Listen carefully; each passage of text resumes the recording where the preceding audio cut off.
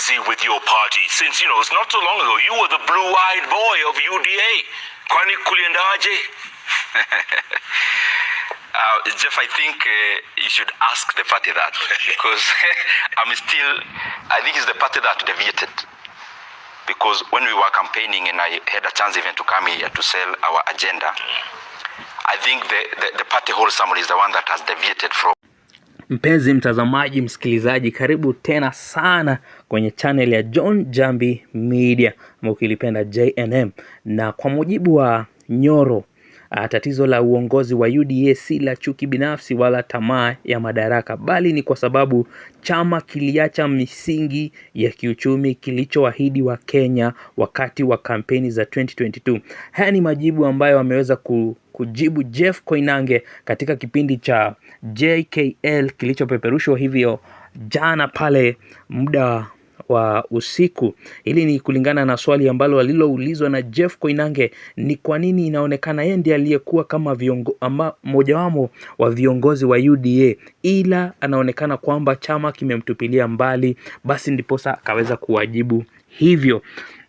Na anasema walikubaliana juu ya sera madhubuti za kiuchumi, hasa kuhusu udhibiti wa deni la taifa na maendeleo endelevu, lakini mara tu walipoingia madarakani ahadi hizo hazikutekelezwa. Kama unavyofahamu kwamba ni Ndindi Nyoro ni mtu ambaye anaelewa masuala ya economics, na hivyo basi aliweza kukua kati ya wale ambao waliweza kunakiri ama kutengeza their agenda. Borrowing now that we'd go through on borrowing, because for sustainable development is not just about spending now but also about the future of our economy. Also, we were to give education the primacy it deserves. I don't think now that party is doing what we sold to the Kenyan people, and especially when it comes to the funding for in terms of education and holistic things, like for example what we are doing in terms of dissent. People are having alternative voices, as we have seen, especially with the young people, what has been happening. So I think once you get the representatives of the party, it's good that you pose that question to them, because I still believe in the same things we sold to the Kenyan people, and I believe they are the right things to do. Okay. Whoever is in power. Are you disappointed then with your party? Just so that you see, and especially between what is sold and what I think we should be doing. Whatever you do economically speaking, the outcomes speak for themselves in terms of the figures. And I'm saying that because I have been seeing that we are investing too much on PR, selling a story, other than just doing the work to speak for itself. The economy of Kenya is growing at 4.9% this year, last year actually of 2025.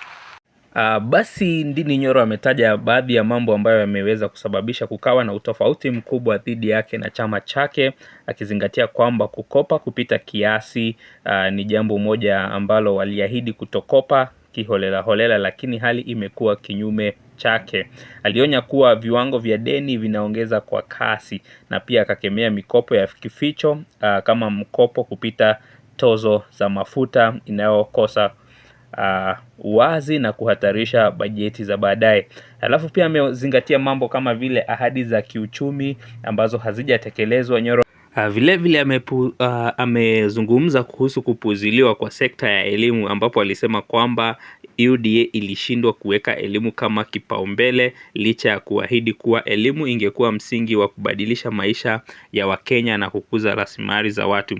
Alafu pia ameongezea akasema kukosa nafasi ya maoni tofauti. Kwa mujibu wa Nyoro, serikali ya sasa haivumilii tena maoni ya kukosoa kutoka ndani ya chama, hasa kutoka kwa viongozi vijana.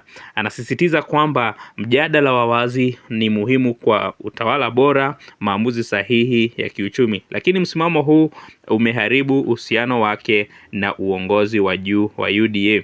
Ujumbe wake msingi ni kwamba ingawa Nyoro anasema bado anaamini katika maadili ya awali ya UDA, anasikitishwa na maamuzi ya uongozi ambayo yanapingana na ahadi walizowapa wananchi, hasa katika masuala ya sera za kifedha.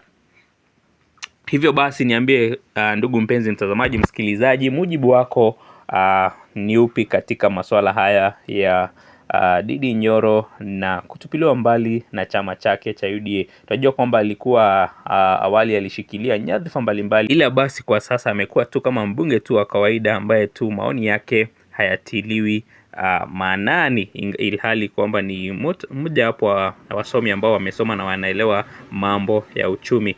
Hivyo basi, mpenzi msikilizaji, nashukuru sana kwa kuchukua muda wako kusikiliza na kutazama video hii. Tafadhali usisahau kusubscribe na pia kusema jambo katika comment section. Tuonane tena katika kipindi kingine na mchipuko mwingine wa habari jinsi zinavyochipuka. Mimi ni wako John Jambi.